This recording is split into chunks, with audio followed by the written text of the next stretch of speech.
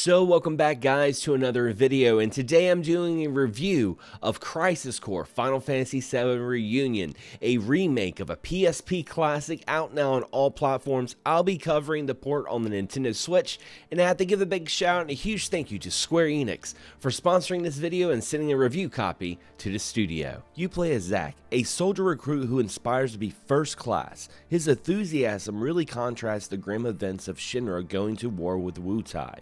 Join with his kind yet stern mentor, Angel. During a fight, your mentor goes missing. You then learn that he has joined another AWOL soldier named Genesis, and you're tasked with the mission to find your mentor and Genesis and kill them, while you're accompanied by the best of the best soldier, the first class Sephiroth. It's a story that many Final Fantasy VII fans are familiar with, but a closer and more personal deep dive events that would lead arguably to one of the best JRPGs of all time.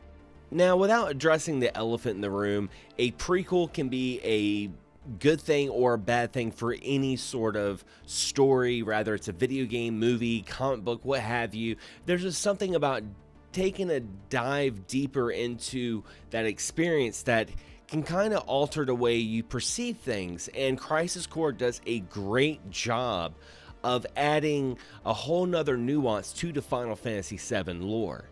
I absolutely loved Zack's witty and enthusiasm, emotions that he projects through this game. It's sad knowing that he's such a happy soul and knowing exactly what's going to happen. And that's what you're thinking the whole time in this game. You're thinking about all the moments and the events and all the Easter eggs, even when you're in the Shinra building and you see that truck that you're just like, man, I'm going to break out in Final Fantasy VII. This is going to be crazy. Seeing all this in Crisis Core and seeing those puzzles just fit in all the right places makes this such an enjoyable story.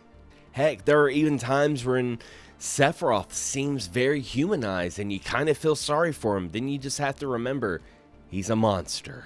Unlike Final Fantasy VII, Crisis Core Reunion takes more of an action approach, and personally I really enjoyed the action aspect to this game, and also having that action RPG flair of managing magic and materia, and even summoning. I feel like the combat really flows. Now, one interesting mechanic in this game is the Digital Mind Wave, or DMW. It's pretty much a slot mechanic that spins as long as you have 10 soldier points, and if you get the right combination, you can either heal Zack or cause more damage to your foes. And it wouldn't be Final Fantasy VII without materia, and materia does make a return in Crisis Core Reunion and adds a fusion mechanic. Materia can be fused together to make more powerful versions and improved bonuses. For example, fusing an attack materia with the elemental magic materia can create a brand new attack skill materia that inflicts elemental magic damage in addition to physical damage.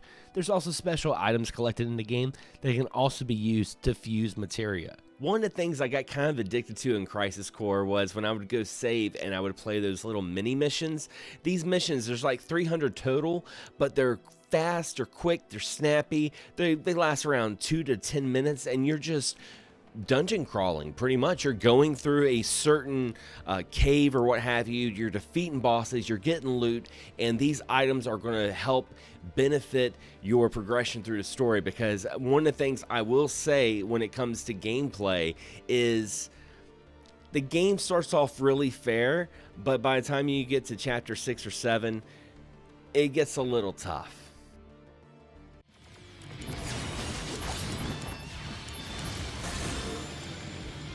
Conflict resolved.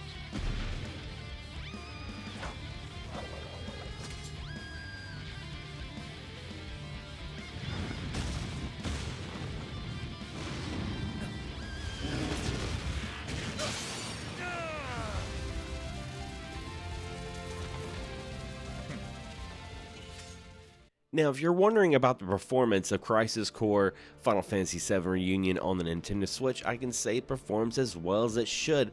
It looks like when you're having it docked, you're getting at least 720 and 30 frames, and it plays really well in handheld. I played it a lot in handheld because I grew up playing it on the PSP, and that just felt a little bit more nostalgic. But there are moments in this game that you do realize, hey, this is a 15-year-old game that's remastered on modern consoles. Especially in the cutscenes, you can see some of the grit. It's almost like a dirty film effect, and that's just because they really tried to like expand it. And I don't know if my eyes just got used to this effect or it was just progressively getting better as the game progressed itself. But the controls are great and everything's snappy. It plays awesome. And of course there are some quality of life improvements. One thing I do enjoy that they did with this remaster is giving you a chance to jump right back into a boss fight, because back in the OG original, if you died, you had to start right back at your save point, and that kind of sucked. So when it all comes down to it, do I recommend Crisis Core Final Fantasy VII Reunion? Absolutely. I would even say that this is the definitive way to experience Crisis Core, and I'm so happy that so many people get to experience this game, because for so long it was a PSP exclusive unless you had a Vita. I mean, it was kind of dormant for 15 years and people can finally play it. And yes, it has its moments that you can tell this is a 15-year-old game. You're going to have some wonky camera angles at certain corridors that you fight, but overall, I feel like the game's aged really well, and the remaster has really upscaled some of the graphics and they changed some of the UI, so it feels a little bit more cohesive with the Final Fantasy VII Remake. It makes me more anticipated for this unfinished trilogy of what's going to happen next. So whether you're a newcomer from the Final Fantasy VII Remake or an old school Final Fantasy VII fan like me that used to be in Babbage's working full time, telling people they need to reserve it for the PSP, this game is something you definitely need to play.